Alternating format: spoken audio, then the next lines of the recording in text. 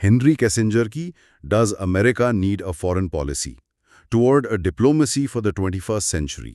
جی ہاں، کسنجر جو خود ایک بہت بڑے سفارتکار اور دانشور رہے ہیں، انہوں نے اس کتاب میں 21ویں صدی کے بالکل شروع میں امریکی خارجہ پالیسی کو درپیش چیلنجز کا بڑا گہرا تجزیہ کیا ہے۔ بالکل، اور بنیادی سوال یہی اٹھایا ہے کہ سرد جنگ کے بعد کی جو دنیا تھی، کیا اس میں امریکہ کو واقعی ایک نئی واضح فارن پالیسی کی ضرورت تھی؟ جی، مطلب جب امریکہ واحد سپر پاور بن گیا، طاقت تو بے مثال تھی، لیکن کیا کوئی واضح سمت، کوئی ویژن تھا، خاص طور پر اس بدلتی ہوئی دنیا میں؟ تو آئیے کتاب کے ابواب کے حساب سے چلتے ہیں اور دیکھتے ہیں کہ کسنجر کیا دلائل پیش کرتے ہیں۔ ٹھیک ہے۔ تو پہلا باب، چیپٹر 1، امریکہ ایٹ دی ایپکس، امپائر اور لیڈر، یعنی کیا امریکہ عروج پر ایک سلطنت تھا یا ایک رہنما؟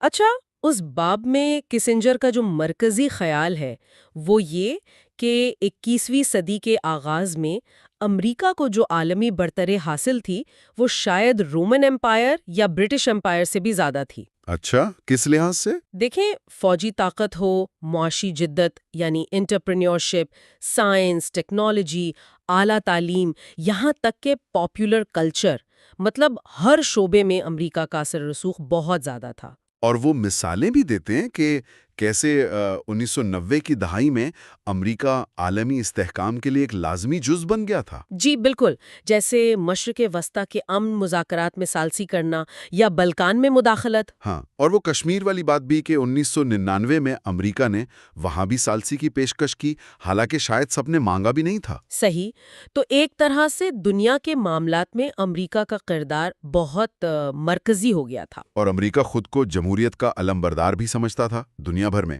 جی ہاں، اور اکثر دوسرے ملکوں کے انتخابات پر رائے زنی کرتا تھا کہ وہ شفاف تھے یا نہیں، اور اگر امریکی معیار پر نہ اتریں تو سینکشنز یعنی اقتصادی پابندیاں یا دوسرا دباؤ بھی ڈالتا تھا۔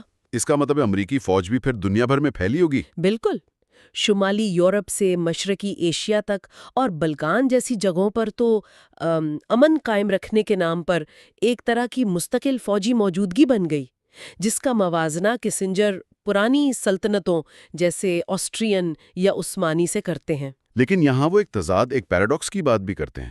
جی، یہ بہت دلچسپ نقطہ ہے۔ ایک طرف تو امریکہ اتنا طاقتور ہے کہ اپنی بات منوا سکتا ہے، جس سے اس پر امریکن ہیجیمنی یعنی امریکی بالادستی کے الزامات لگتے ہیں۔ لیکن دوسری طرف امریکہ جو پالیسیاں دنیا کو تجویز کرتا ہے وہ اکثر اس کی اپنی اندرونی سیاست یا سرد جنگ کے زمانے کے پرانے خیالات کا عکس ہوتی ہیں۔ اچھا، تو مطلب یہ ہوا کہ طاقت تو ہے لیکن جو پالیسی بن رہی ہے وہ شاید نئی دنیا کے لیے موزوں نہیں۔ بالکل، کیسنجر یہی کہہ رہے ہیں کہ اس تضاد کا نتیجہ یہ ہے کہ امریکہ اپنی تمام تر برتری کے باوجود دنیا میں جو نئی لہریں آ رہی ہیں ان سے irrelevant یعنی غیر متعلق ہو جانے کے خطرے سے دوچار ہے۔ اور اس سے بھی زیادہ عجیب بات، وہ کہتے ہیں کہ امریکی عوام کو خود اس عالمی برتری میں کوئی خاص دلچسپی نہیں ہے۔ جی، یہ بھی ایک اہم مشاہدہ ہے۔ میڈیا کوریج دیکھیں، کانگریس کی بحثیں دیکھیں، لگتا ہے فورن پالیسی میں دلچسپی بہت کم ہے۔ سیاستدان بھی اس پر زیادہ بات نہیں کرتے۔ پچھلے کئی صدارتی الیکشنز میں بھی فارن پالیسی کوئی بڑا موضوع نہیں بنی۔ یہی تو کسنجر کا پوائنٹ ہے۔ امریکہ اپنی طاقت کے عروج پر ایک عجیب سی کنفیوژن کا شکار ہے۔ دنیا بدل رہی ہے لیکن امریکہ نئے کانسیپٹس، نئے تصورات نہیں بنا پا رہا۔ سرد جنگ کی جیت نے ایک طرح کی خود اطمینانی پیدا کر دی، کمپلیسنٹ ہو گئے۔ جی ہاں، اور معاشی کامیابی نے پالیسی سازوں کو اسٹریٹجی یعنی حکمت عملی اور اکنامکس یعنی اقتصادیات کے فرق اور تعلق سے غافل کر دیا ہے۔ وہ امریکی سوچ میں دو متس یعنی غلط فہمیوں کا بھی ذکر کرتے ہیں۔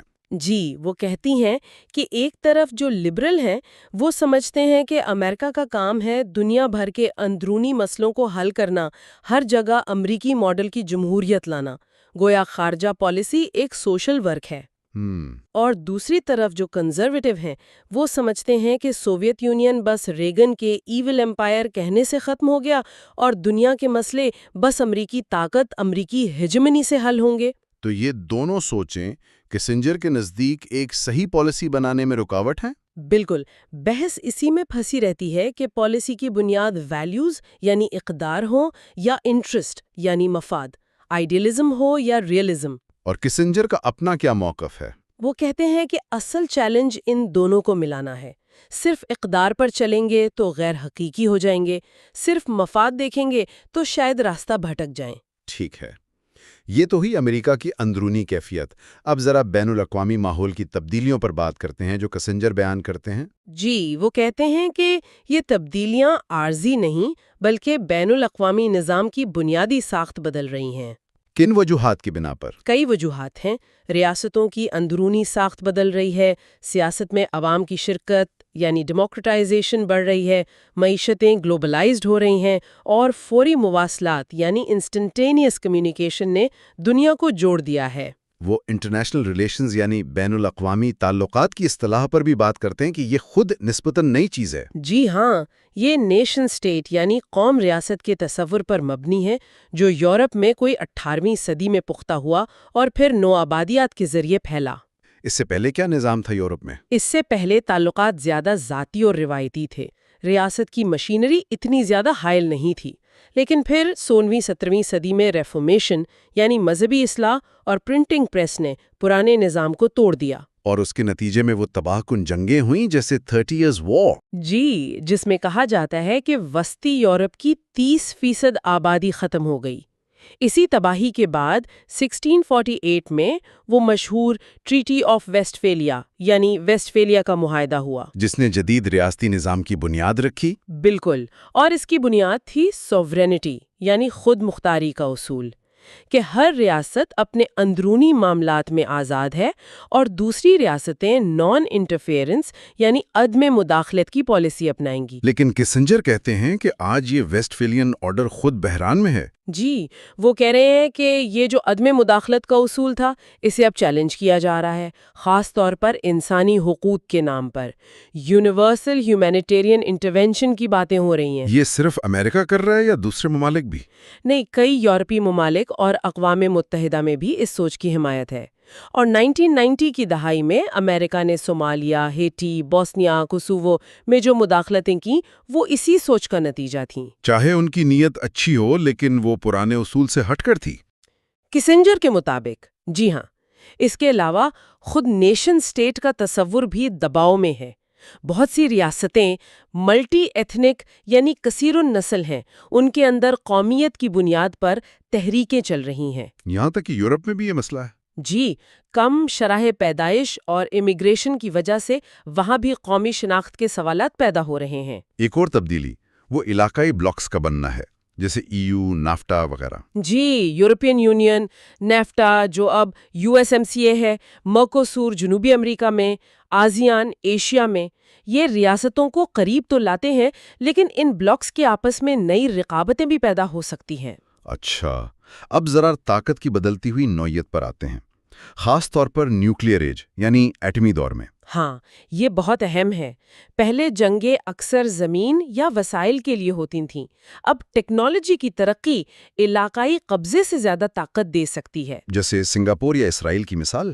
بالکل، ان کے پاس قدرتی وسائل کم ہیں لیکن ٹیکنالوجی اور انسانی سرمایہ کی وجہ سے وہ بہت طاقتور ہیں، اور ایٹمی ہتھیاروں نے بڑی طاقتوں کے درمیان براہ راست جنگ کا خطرہ کم کر دیا ہے۔ حالانکہ کسنجر یہ بھی کہتے ہیں کہ اگر یہ پھیلے تو خطرہ بڑھ جائے گا۔ اور طاقت کی دوسری قسمیں معاشی، فوجی، سیاسی، ان کا تعلق بھی بدلا ہے۔ جی، 20ویں صدی میں لگتا تھا یہ الگ ہو گئی ہیں۔ سعودی عرب معاشی طاقت تھا، فوجی نہیں۔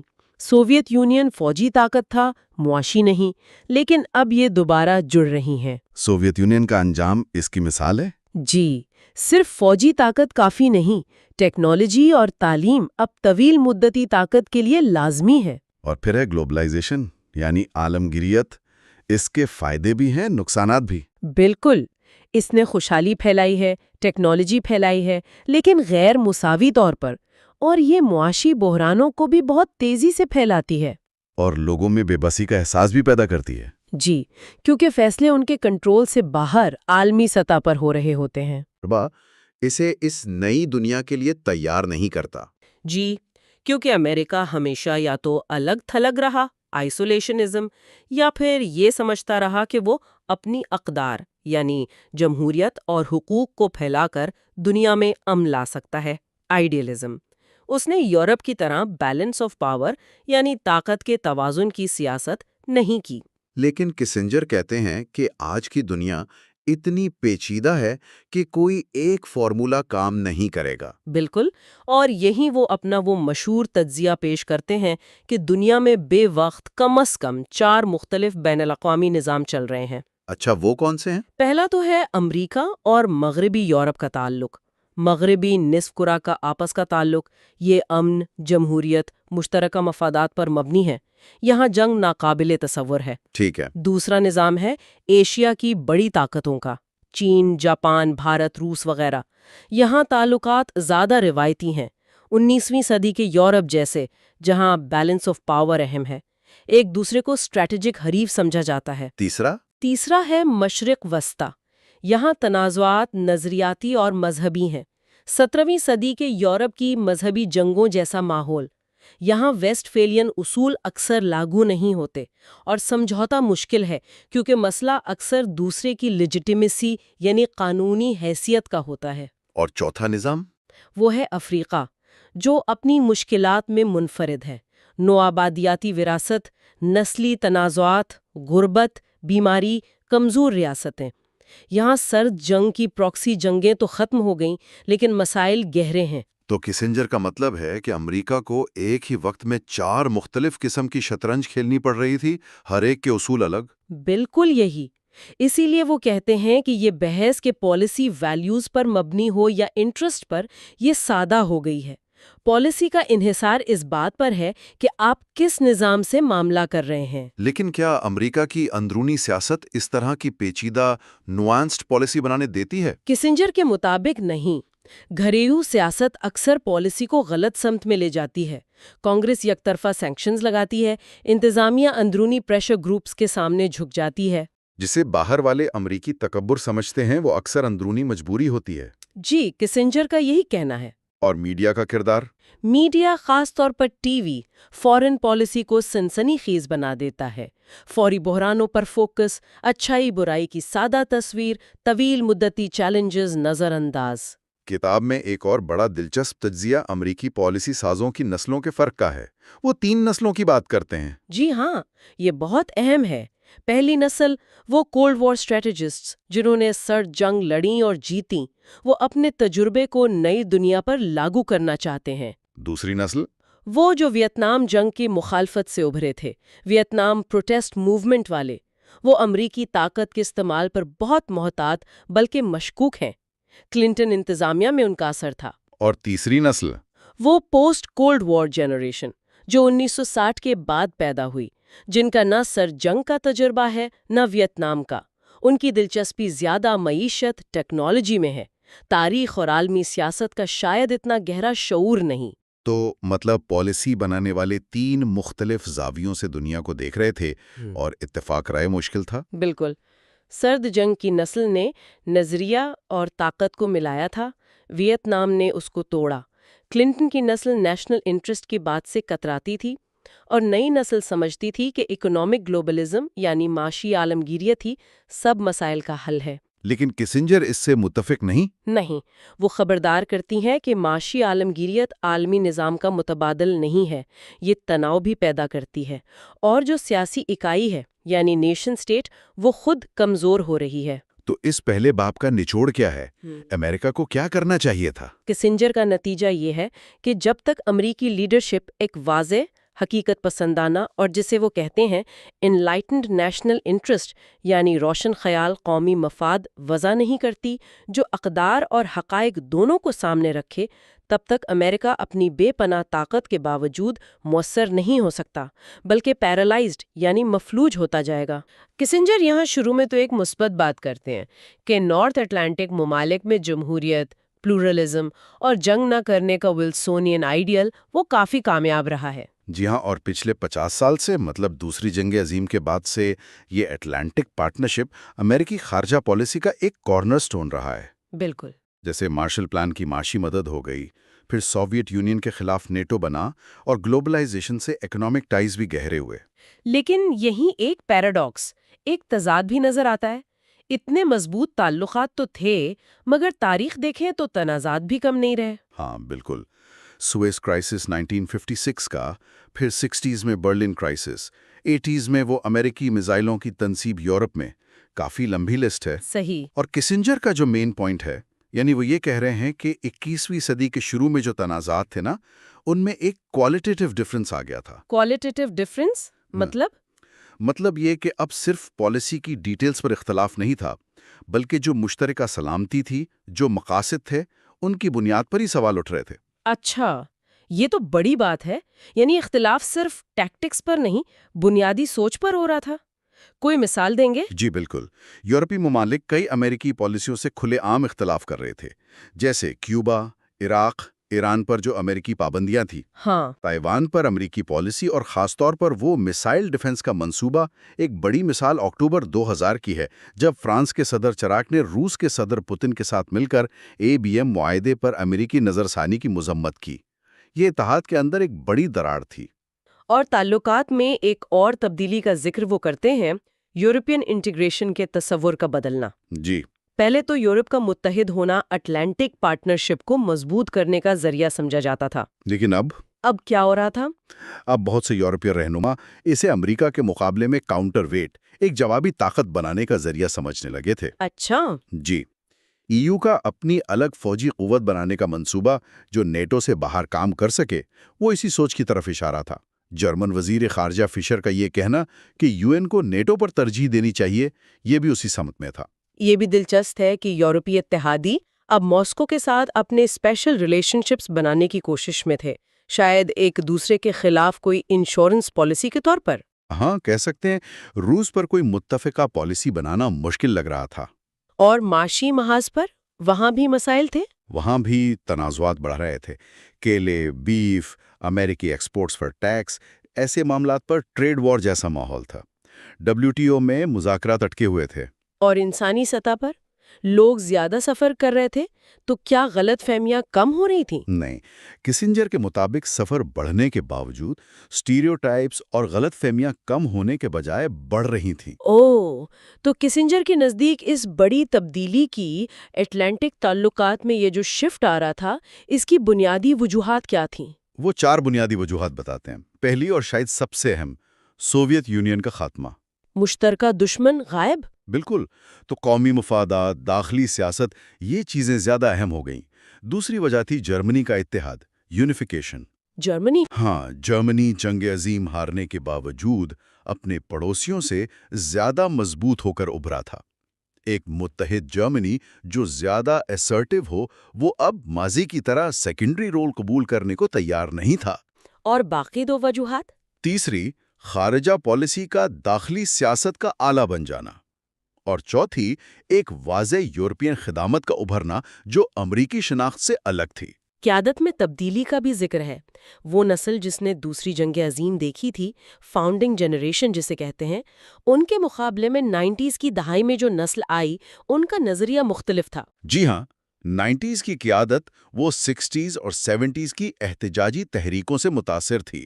ان میں امریکی طاقت پر ایک طرح کا عدم اعتماد تھا۔ اچھا، کلنٹن انتظامیہ کے کئی اہلکار اسی پس منظر سے تھے۔ ان کے لیے الائنس یعنی اتحاد وہ سرد جنگ کی باقیات تھیں، مستقبل کی بنیاد نہیں۔ نیٹو ٹی ایکسپینشن پر بھی مختلف نظریات تھے۔ انتظامیہ کچھ کہہ رہی تھی اور لوگ کچھ اور سمجھ رہے تھے۔ جی، انتظامیہ جمہوریت کے فروغ کی بات کرتے تھی، جبکہ کچھ لوگ اسے جیو پولیٹیکل ضرورت سمجھتے تھے۔ نیٹو کا کانسیپٹ بھی بدل رہا تھا، ایک واضح دشمن کے خلاف دفاعی اتحاد سے ہٹ کر کلیکٹیو سیکیورٹی کی طرف جا رہا تھا، جو ذرا مبہم تصور ہے۔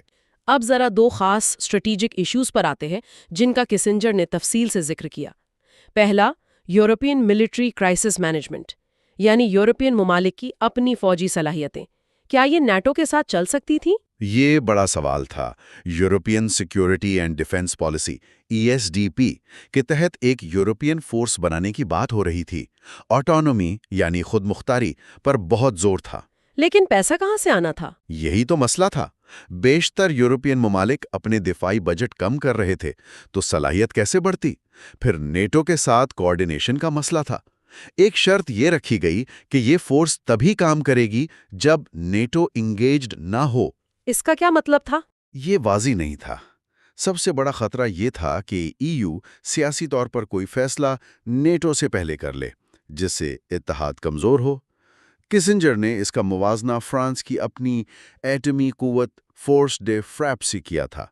अगर सियासी राब्तागारी ठीक होती तो ये मुस्बत हो सकता था, वरना ये नेटो को नुकसान पहुंचा सकता था। ठीक।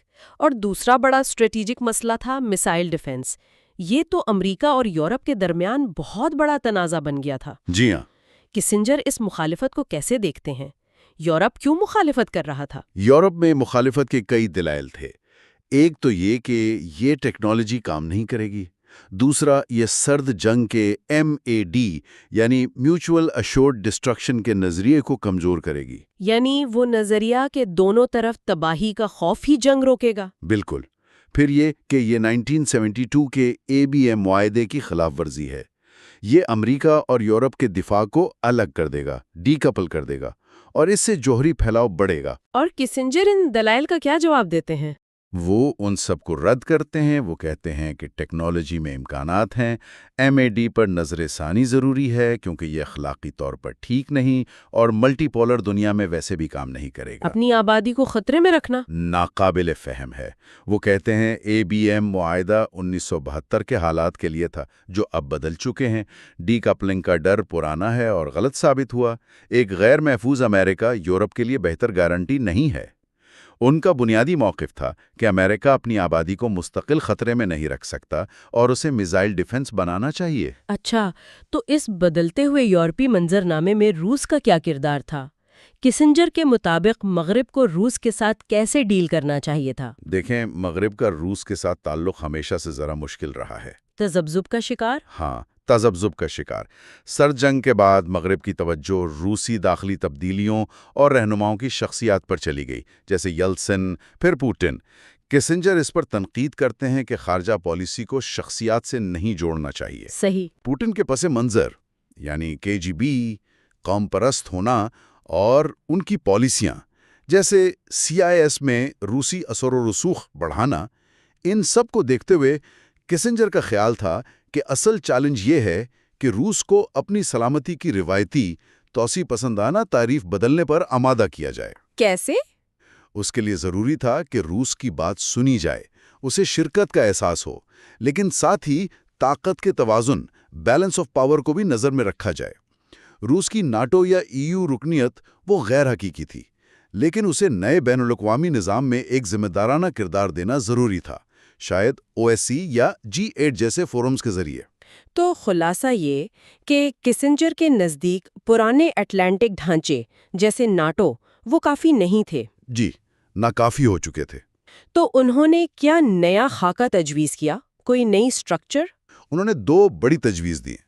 एक तो trans Atlantic free trade area यानी टैफ्टा, अमेरिका और यूरोप के दरमियान एक वसी आज़ाद तिजारती इलाका। और दूसरा सियासी मुशावरत के लिए एक अटलांटिक स्टीयरिंग ग्रुप, जिसमें अमेरिका, EU और दीगर अहम यूरोपीय ममालिक शामिल हों।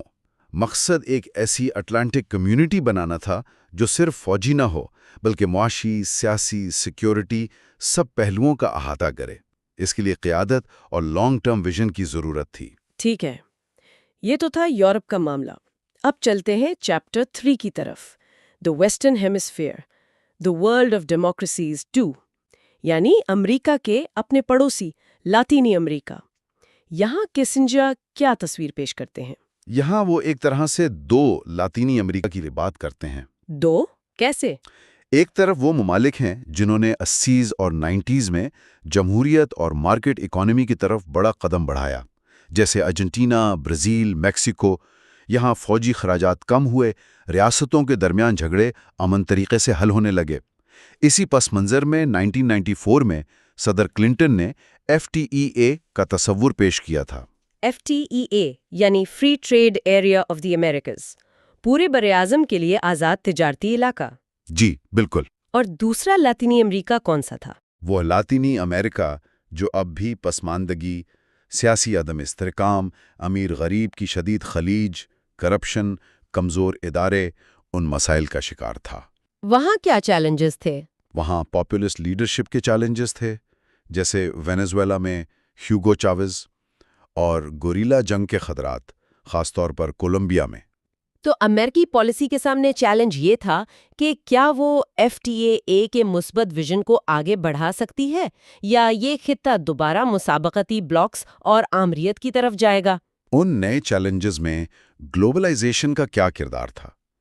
کیا اس سے مدد ملی یا مسائل بڑھے؟ گلوبلائزیشن کا اثر بھی دو دھاری تھا۔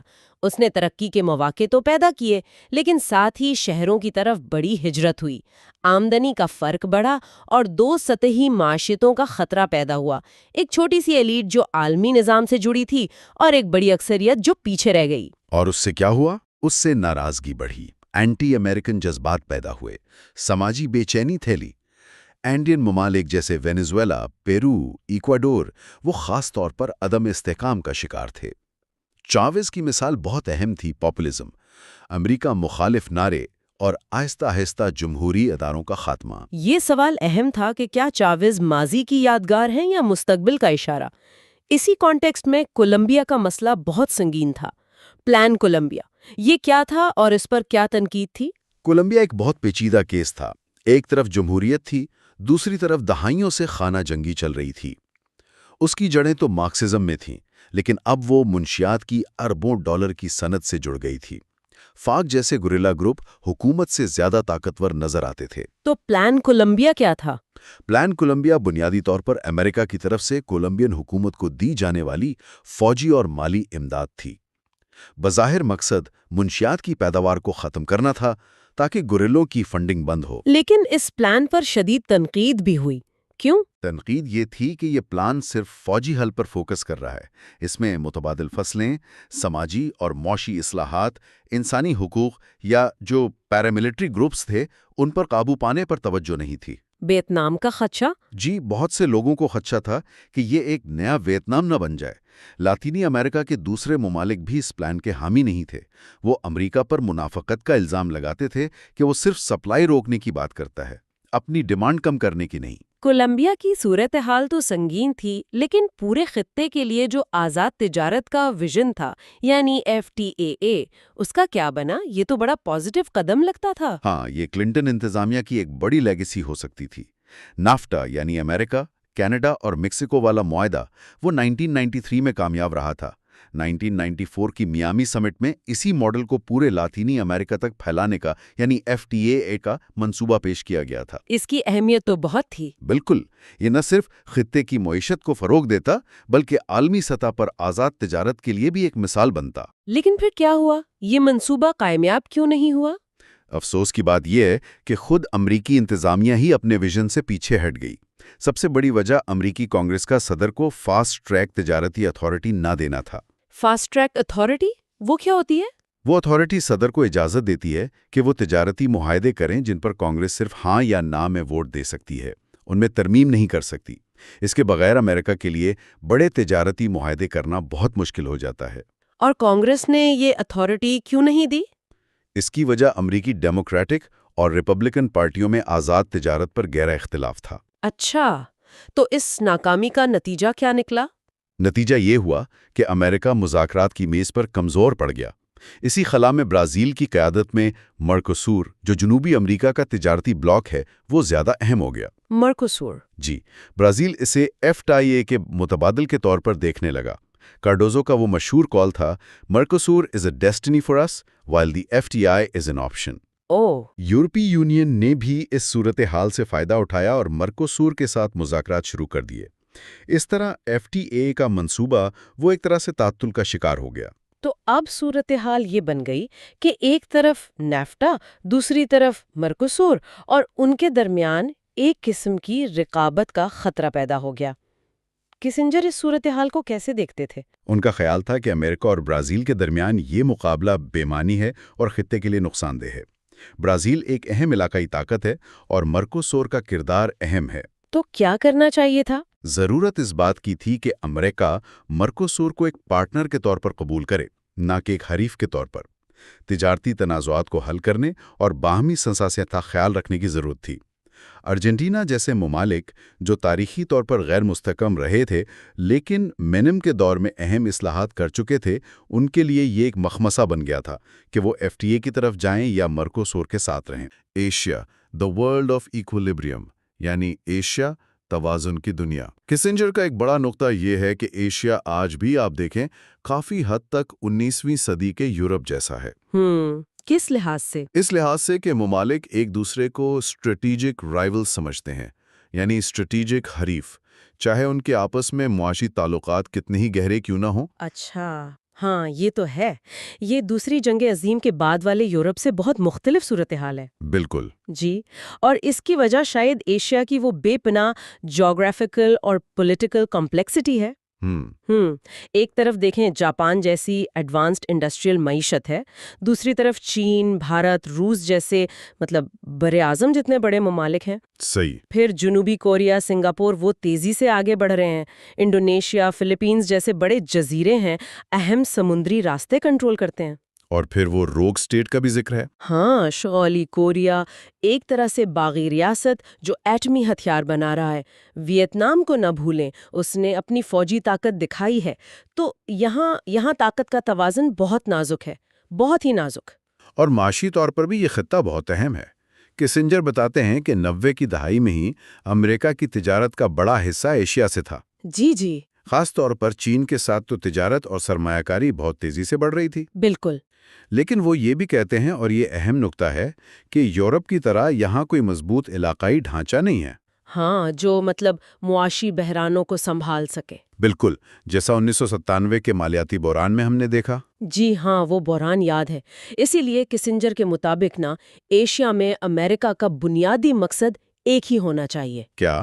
کہ کسی ایک طاقت کو، خاص طور پر چین کو، پورے خطے پر غالب آنے سے روکے۔ اچھا، یعنی بیلنس آف پاور۔ جی، یہ ایک کلاسک بیلنس آف پاور کی پالیسی ہے، جیسے برطانیہ کی یورپ میں صدیوں تک رہی۔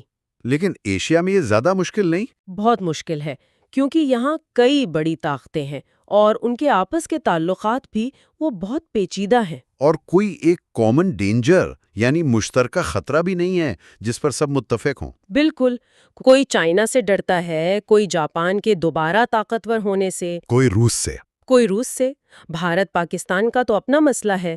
تو اتحاد بنانا بہت مشکل کام ہے۔ اسی لیے شاید ممالک اپنی فوجی طاقت بڑھا رہے ہیں۔ یقیناً، کسنجر دو مین اسٹریٹجک بیلنسز کی نشاندہی کرتے ہیں۔ ایک تو شمال مشرقی ایشیا میں چین، جاپان، روس، امریکہ اور کوریا کا وہ پوٹینشل فلیش پوائنٹ، اور دوسرا جنوب مشرقی ایشیا میں جہاں بھارت، انڈونیشیا اور دوسری علاقائی طاقتیں بھی شامل ہیں۔ وہ پیشگوئی کرتے ہیں کہ جاپان زیادہ فعال کردار ادا کرے گا، بھارت ایک بڑی طاقت بنے گا، اور چین اپنی معاشی طاقت کو سیاسی اثر و رسوخ میں بدلنے کی پوری کوشش کرے گا۔ تو اس ماحول میں کیا امریکی سیکیورٹی کا نظام نیٹو جیسا بن سکتا ہے؟ نہیں، کسنجر کہتے ہیں یہ ممکن نہیں ہے۔ جاپان کے ساتھ جو معاہدہ ہے وہ زیادہ تر یک طرفہ امریکی گارنٹی جیسا لگتا ہے۔ اچھا۔ صرف جنوبی کوریا میں صورتحال کچھ ملتی جلتی ہے، لیکن وہاں بھی لوکل فورسز پر انحصار زیادہ ہے۔ تو ایشیائی ممالک کیا کرتے ہیں؟ اکثر ممالک امریکی سیکیورٹی چھتری تلے رہنا تو چاہتے ہیں، لیکن ساتھ ہی نان الائنمنٹ یعنی غیر جانبداری کی پالیسی بھی رکھتے ہیں۔ یہ بھی دلچسپ ہے۔ اور نہ ہی کسنجر کے خیال میں چین کو نیا سوویت یونین سمجھ کر کولڈ وار جیسی کنٹینمنٹ یعنی گھیراؤ کی پالیسی چل سکتی ہے۔ کیوں نہیں؟ وہ کہتے ہیں اس سے امریکہ خود الگ تھلگ ہو جائے گا، ایشیا یورپ نہیں ہے۔ لیکن کیا امریکہ کے لیے کچھ مثبت پہلو بھی ہیں صورتحال میں؟ ہاں، کسنجر پر امید ہے۔ وہ کہتے ہیں صورتحال کولڈ وار کے شروع والے یورپ سے بہتر ہے۔ کوئی بھی ایشیائی طاقت، چین بھی نہیں، اتنی مضبوط نہیں کہ باقی وقت سارے پڑوسیوں کو دھمکا سکے۔ اچھا۔ اکیلے کسی حملے کا مقابلہ کر سکتی ہیں۔ اصل چیلنج ان طاقتوں کے لیے یہ ہے کہ ان کے پڑوسی ان کے خلاف متحد نہ ہو جائیں۔ تو امریکی پالیسی کیا ہو؟ کسنجر کا مشورہ ہے کہ پالیسی کا نچوڑ یہ ہو کہ تمام ایشیائی ممالک سے کوآپریٹو ریلیشنز رکھے جائیں، تعاون پر مبنی تعلقات۔ یعنی کسی کو پہلے سے دشمن نہ سمجھا جائے۔ بالکل، جب تک واضح ثبوت نہ ہو، لیکن ضرورت پڑنے پر فیصلہ کن کارروائی بھی کی جائے۔ ٹھیک ہے۔ اچھا، اب آتے ہیں جاپان کی طرف، امریکہ کا اہم ترین اتحادی ایشیا میں۔ کسنجر کہتے ہیں کہ امریکی رہنما جاپانی کلچر کو ٹھیک سے نہیں سمجھتے۔ جی، یہ ایک بہت اہم نقطہ ہے ان کا۔ وہ کہتے ہیں امریکی پالیسی ساز جاپانی جمہوریت کو امریکی جمہوریت جیسا سمجھ بیٹھتے ہیں۔ اچھا۔ ہاں، ان کی معیشت پر لیکچر دیتے ہیں، سیکیورٹی معاملات میں واشنگٹن کے فیصلے ٹوکیو پر تھوپتے ہیں۔ اور جاپان؟ جاپان اکثر خاموش رہتا ہے کیونکہ اس سے اس کے اپنے مقاصد بھی پورے ہوتے ہیں، جیسے زیادہ اسرٹیو یعنی بااثر کردار حاصل کرنا۔ اور جاپان میں فیصلے کیسے ہوتے ہیں؟ یہ مختلف ہے۔ بہت مختلف۔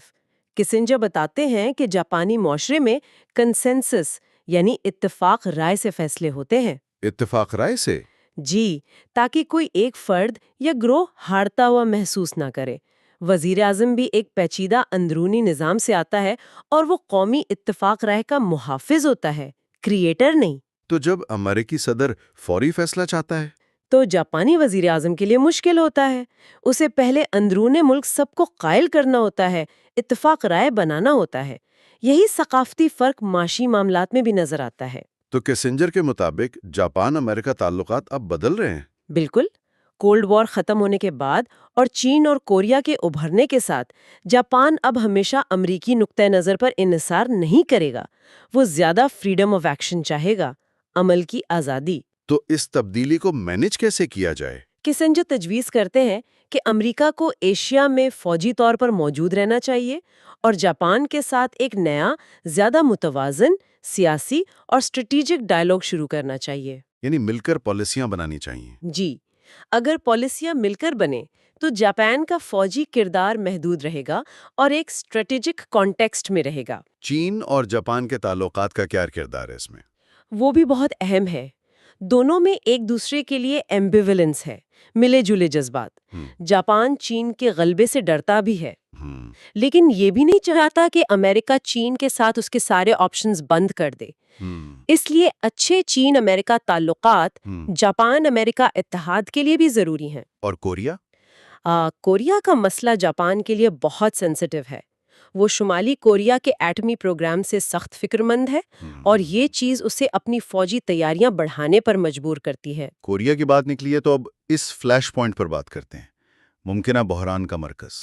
کوریا واقعی پچھلے 100 سال سے ایشیائی بحرانوں کا مرکز رہا ہے۔ آج بھی وہ 38 پیرالل جو شمال اور جنوب کو تقسیم کرتی ہیں، وہ دنیا کی سب سے خطرناک سرحدوں میں سے ایک ہے۔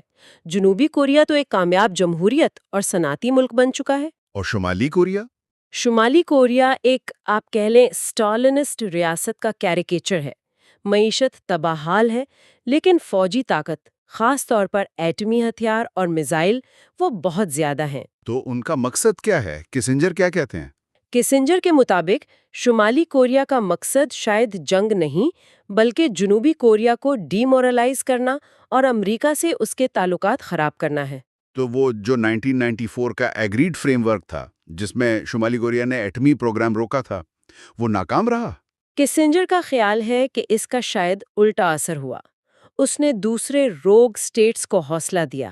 اچھا؟ جی، بعد میں جنوبی کوریا کی سنشائن پالیسی نے کچھ توازن بحال کرنے کی کوشش کی، لیکن 2000 میں پیونگ یانگ سمٹ کے بعد دنیا شمالی کوریا سے براہ راست بات چیت کرنے دوڑ پڑی۔ اس سے کیا خطرہ پیدا ہوا؟ خطرہ یہ پیدا ہوا کہ سیول یعنی جنوبی کوریا پھر سے الگ تھلگ ہو جائے۔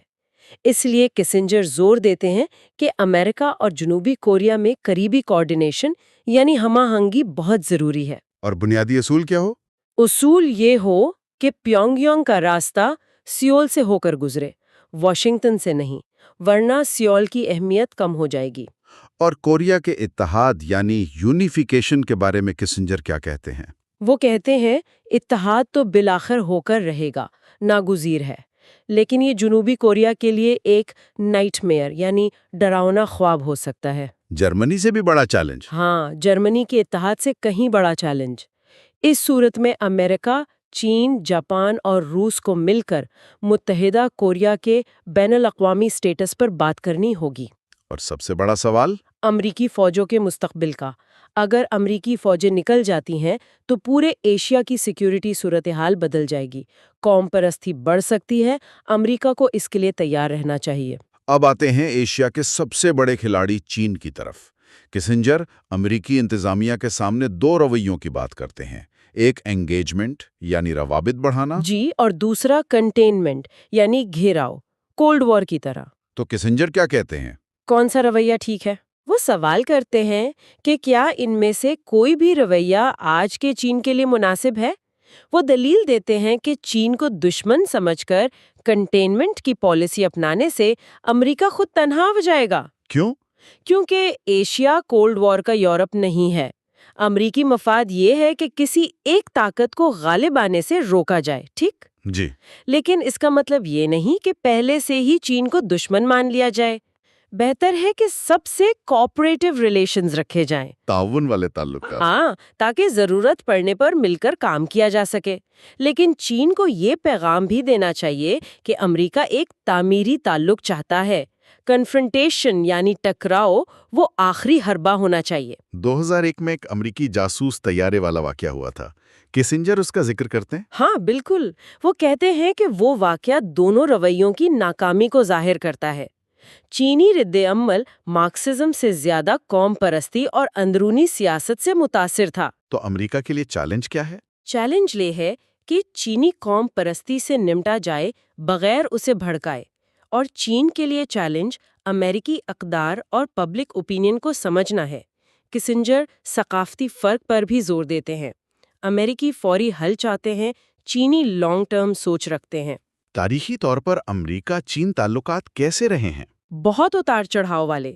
1971-72 میں نکسن اور ماؤ نے رابطہ بحال کیا، لیکن وجہ نظریاتی نہیں تھی، جیو پولیٹیکل ضرورت تھی۔ سوویت یونین کا خطرہ؟ بالکل، دونوں کو سوویت یونین سے خطرہ تھا۔ 1989 تک یہ تعاون چلا، مشترکہ مقصد سوویت ہیجمنی یعنی تسلط کی مخالفت تھا۔ پھر یہ تعاون کیوں ٹوٹا؟ کیا وجوہات تھیں؟ دو بڑے واقعات، ایک تو کمیونزم کا خاتمہ جس سے وہ مشترکہ خوف ختم ہو گیا، اور دوسرا تیانمن اسکوائر کا واقعہ۔ تیانمن اسکوائر؟ جی، جس سے امریکہ میں چین کے لیے عوامی حمایت بالکل ختم ہو گئی۔ دائیں بازو چین کو نیا دشمن سمجھنے لگا، بائیں بازو انسانی حقوق پر واپس چلا گیا۔ کسنجر تیانمن کے پیچیدہ پس منظر کی طرف بھی اشارہ کرتے ہیں۔ کیا مطلب؟ مطلب یہ صرف جمہوریت کی تحریک نہیں تھی، بلکہ معاشی اصلاحات سے جو ناانصافیاں پیدا ہوئی تھیں ان کے خلاف تھیں۔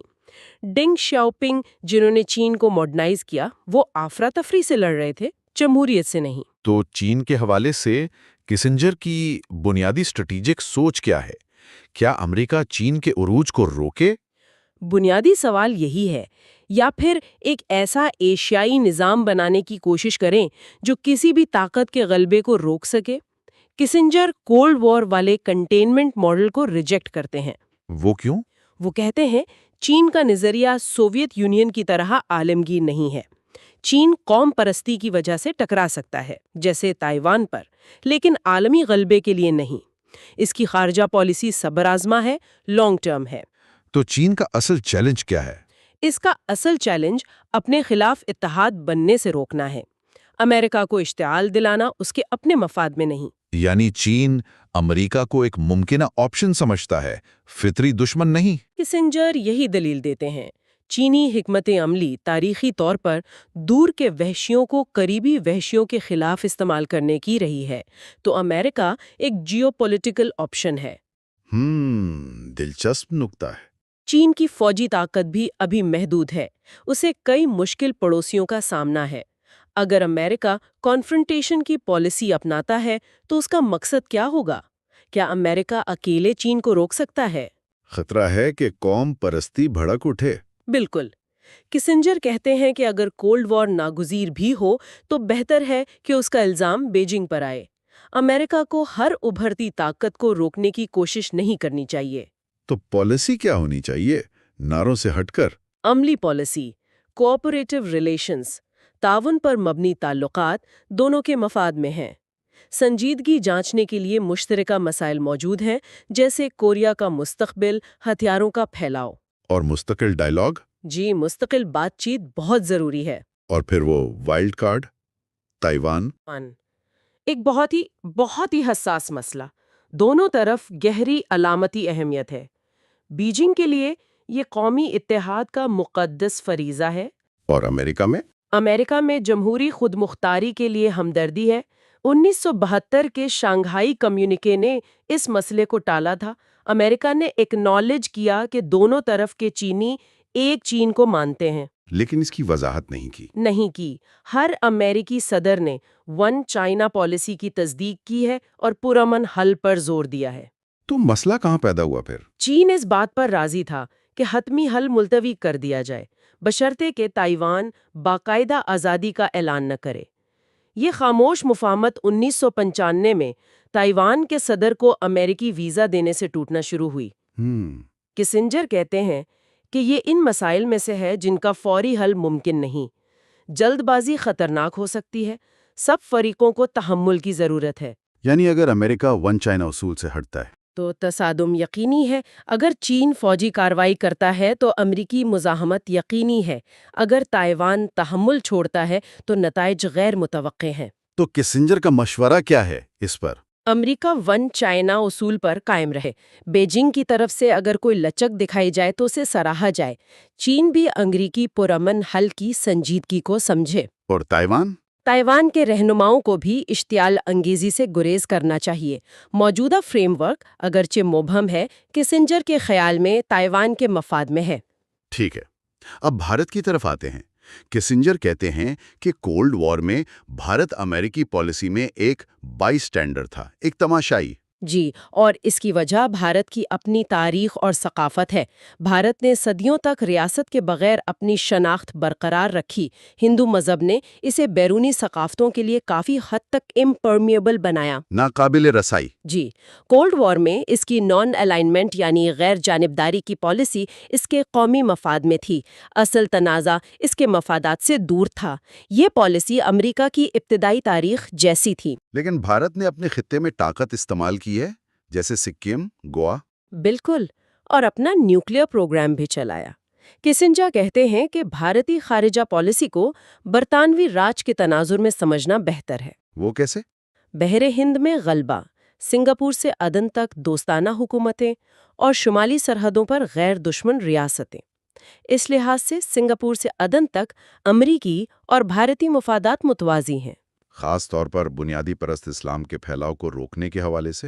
جی بالکل۔ اور بھارت کی نیوکلیئر پروگرام پر کسنجر کا کیا موقف ہے؟ امریکی رد عمل تو کافی سخت رہا ہے۔ وہ کہتے ہیں امریکی رد عمل اکثر جذباتی رہا ہے۔ نیوکلیئر مقابلہ تو پرانا ہے۔ ممالک اپنے مشکل پڑوس میں اپنی بقا کے لیے ہتھیار بناتے ہیں۔ تو امریکی پالیسی کیا ہونی چاہیے؟ کسنجر کا مشورہ ہے کہ پالیسی دباؤ سے ہٹ کر جوہری تحمل اور کشیدگی کم کرنے میں شراکت داری کی طرف جائے۔ جوہری پھیلاؤ کو روکنا اہم ہے، لیکن جب ہتھیار بن جائیں تو پالیسی میں فرق کرنا چاہیے۔ یعنی بھارت اور پاکستان سے کیا توقع کی جائے؟ کہ وہ عدم پھیلاؤ کا عہد کریں اور کشیدگی کم کریں۔ دوسرے مشترکہ مفادات کو اس ایک ایشو پر قربان نہیں کرنا چاہیے۔ تو ایشیا کے لیے کسنجر کے بنیادی اصولوں کا اگر خلاصہ کریں تو کیا ہوگا؟ بنیادی طور پر کسی ایک طاقت کو غالب نہ آنے دیں، مضبوط فوجی موجودگی اور سفارتکاری سے توازن برقرار رکھیں۔ جاپان کے ساتھ اتحاد کلیدی ہے، لیکن اسے نئی شکل دینے کی ضرورت ہے۔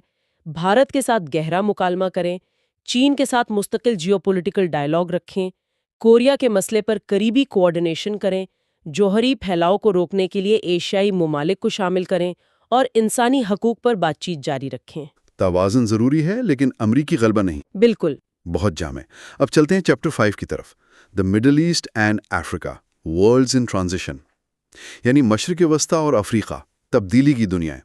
کسنجر مشرق وسطیٰ کا موازنہ 17ویں صدی کے یورپ سے کرتے ہیں۔ جی، جہاں مذہبی اور نظریاتی تقسیم بہت گہری تھی۔ عرب اسرائیل تنازع سب سے نمایاں ہے، لیکن اسلامی دنیا کے اندرونی اختلافات بھی بہت شدید ہیں۔ اور امریکی سفارتکاری زیادہ تر عرب اسرائیل تنازع پر ہی رہی ہے۔ جی، زیادہ تر، لیکن خلیج فارس اور ایران کے چیلنجز بھی اتنے ہی اہم ہیں۔ کسنجر ایک دلچسپ بات کہتے ہیں کہ کلنٹن انتظامیہ کی امن کی آخری کوشش نے شاید مسئلے کو مزید مشکل بنا دیا۔ یہ کیسے؟ ہاں، وہ کہتے ہیں کہ مسئلہ امن کے بنیادی تصور میں فرق کا ہے۔ اسرائیل کے لیے امن کا مطلب ہے تسلیم شدہ ہونا، معمول کے تعلقات، قانونی حیثیت۔ اور عربوں کے لیے؟ جبکہ بہت سے عرب اور خاص طور پر فلسطینیوں کے لیے اسرائیل کا وجود ہی ان کی ثقافتی اور مذہبی میراث پر ایک طرح کا حملہ ہے۔ ایسے میں حتمی تصفیہ شاید ممکن ہی نہیں۔ تو حقیقت پسندانہ ہدف کیا ہے؟ زیادہ حقیقت پسندانہ ہدف کو ایگزسٹنس یعنی بقائے باہمی کی شرائط طے کرنا ہے۔ اور مسلم دنیا کی اندرونی تقسیم وہ بھی گہری ہے؟ بہت گہری ہے۔ بنیاد پرست بمقابلہ سیکولر، نیم جاگیدارانہ ریاستیں بمقابلہ جدید عرب بمقابلہ فارز، سنی بمقابلہ شیعہ۔ کسنجر نشاندہی کرتے ہیں کہ پچھلی چند دہائیوں میں مسلم ممالک میں آپس میں زیادہ جنگیں ہوئی ہیں۔ تو اس پیچیدہ صورتحال میں امریکہ کے لیے روایتی اصول کام نہیں کرتے؟ نہیں کرتے، جیسے جمہوریت کا دفاع۔ یہاں تو کوئی جمہوریت ہے ہی نہیں سوائے اسرائیل کے۔ لیکن امریکہ کے مفادات تو ہیں، تیل وغیرہ۔ بالکل، صنعتی جمہوریتیں خلیجی تیل تک رسائی سے انکار برداشت نہیں کر سکتیں، اور نہ ہی خطے پر کسی مخالف طاقت کا غلبہ۔ سب سے بڑا چیلنج دو مضبوط مخالف ریاستوں ایران اور عراق کے ہوتے ہوئے کمزور اتحادیوں کے ساتھ خلیج کا تحفظ کیسے کیا جائے۔ چیلنج تو ہے۔ اچھا، پہلے عرب اسرائیل تنازع کی تاریخ اور امن کی کوششوں پر بات کرتے ہیں۔ جی، کسنجر تاریخ کا خلاصہ پیش کرتے ہیں۔ 1948 کی جنگ، پھر 1967 کی جنگ جس میں اسرائیل نے مغربی کنارے، سینائی اور گولان پر قبضہ کیا۔ 1973 کی جنگ کے بعد امریکہ نے کچھ معاہدے کروائے، لیکن اصل پیش رفت وہ کہتے ہیں انور سادات کا 1977 کا دورہ یروشلم تھا۔ وہ کیوں؟ تو کیونکہ سادات سمجھ گئے تھے کہ اسرائیلیوں کے لیے امن ایک نفسیاتی مسئلہ ہے۔ کیمپ ڈیوڈ I-1 میں اسرائیل نے سینائی واپس کیا اور مصر سے تعلقات قائم ہوئے، اگرچہ سرد رہیں۔ اور اردن کے ساتھ؟ اردن کے ساتھ معاہدہ زیادہ کامیاب رہا، شاید مشترکہ مفادات کی وجہ سے۔ فلسطین کے معاملے میں کیا رکاوٹ رہی ہے؟ وہیں امن کے مختلف تصورات۔ مغربی کنارے پر بقائے باہمی تو ناگزیر ہے، لیکن اعتماد کی شدید کمی ہے۔ کیمپ ڈیوڈ 2 میں ایہود باراک نے کافی رعایتیں دی تھیں۔ جی، بے مثال رعایتیں دی، لیکن یاسر عرفات نے قبول نہیں کی، خاص طور پر فائنالٹی پر، یعنی حتمی طور پر تمام دعوے ختم کرنا اور مہاجرین کی واپسی کے حق سے دستبردار ہونا۔ تو 1993 کا اوسلو معاہدہ بھی اسی لیے ناکام ہوا؟ وہ بھی ابہام کا شکار تھا اور اعتماد سازی میں ناکام رہا۔ دونوں طرف کی داخلی سیاست بھی ایک بڑی رکاوٹ بنی رہی۔ تو کیمپ ڈیوڈ 2 کی ناکامی کی اصل وجہ کیا تھی کسنجر کے مطابق؟ ایک تو وہ کہتے ہیں عجلت تھی، دوسرا وہی بنیادی تصورات کا ٹکراؤ۔ عرفات کے لیے حتمی سمجھوتا سیاسی طور پر ناقابل قبول تھا، مقدس مقامات کو شامل کرنے سے مسئلہ مزید پیچیدہ ہو گیا۔ اور کلنٹن کا کردار؟ کلنٹن کی بے تابی نے انہیں ثالث کے بجائے ایک فریق بنا دیا۔ اس ناکامی کے بعد انتفاضہ شروع ہوا اور امریکی اثر و رسوخ کو نقصان پہنچا۔ تو آگے کیا راستہ ہے؟ کسنجر کیا تجویز کرتے ہیں اس مسئلے پر؟ ان کے خیال میں فریقین ابھی حتمی تصفیے کے لیے تیار نہیں، اس لیے عبوری معاہدوں پر توجہ دینی چاہیے، جن کا مقصد بقائے باہمی ہو۔ جی، کو ایگزسٹنس۔ اسرائیل فلسطینی ریاست کی مخالفت ترک کرے اور اسے بقائے باہمی کی شرائط طے کرنے کا موقع سمجھے۔ یہ معاہدے غیر معینہ مدت کے ہوں، جیسے سینائی 2 والا تھا۔ اور مذاکرات کا فوکس کیا ہو؟ علاقے پر مرکوز ہوں، مہاجرین، مقدس مقامات جیسے حساس مسائل بعد کے لیے چھوڑے جائیں، سرحدیں ایسی ہوں جو فلسطینیوں کو وقار اور معاشی موقع دیں اور اسرائیلی مداخلت کم ہو، آبادکاری پالیسی پر نظر ثانی ہو۔ دوسرے ممالک کا کردار؟ محدود اور محتاط ہو۔ امریکہ اسرائیل تعلق کلیدی ہے۔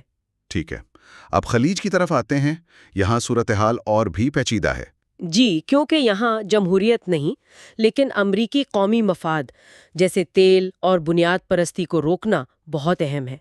چیلنج وہی ہے، ایران اور عراق جیسی دو مخالف طاقتوں کے ہوتے ہوئے استحکام کیسے لایا جائے۔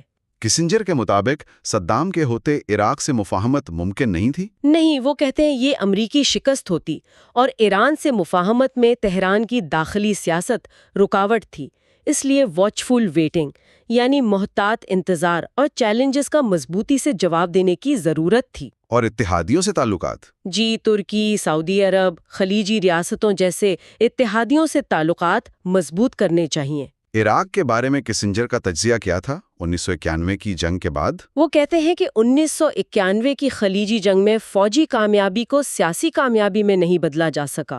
جنگ کے مقاصد بہت محدود رکھے گئے، صرف کویت کی آزادی اور صدام حسین کا اقتدار میں رہ جانا۔ وہ ایک بڑی ناکامی تھی جس نے خطے میں استحکام کی کوششوں کو بہت مشکل بنا دیا۔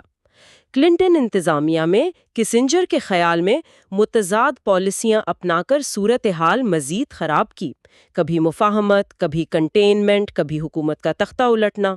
اور صدام نے اس صورتحال کا فائدہ اٹھایا؟ بالکل، اس نے جنگ بندی کی خلاف ورزی کی، اقوام متحدہ کے انسپیکٹرز کو ناکام بنایا، پابندیوں کو کمزور کیا۔ امریکہ کا رد عمل ہچکچاہٹ کا شکار رہا۔ ویتنام کی وجہ سے؟ شاید جزوی طور پر۔ بالآخر امریکہ کو ڈوئل کنٹینمنٹ کی مشکل پالیسی اپنانی پڑی، یعنی ایران اور عراق دونوں کو بے وقت قابو میں رکھنا۔ صدام کی حکمت عملی کامیاب رہی اور امریکہ تنہائی کا شکار ہو رہا تھا۔ تو کسنجر کے مطابق صدام کے جانے کے بعد ہی کوئی لچکدار پالیسی ممکن تھی۔ جی بالکل۔ اور ایران کے بارے میں؟ کسنجر کہتے ہیں کہ امریکہ کے ایران سے جھگڑے کی کوئی بنیادی وجہ نہیں۔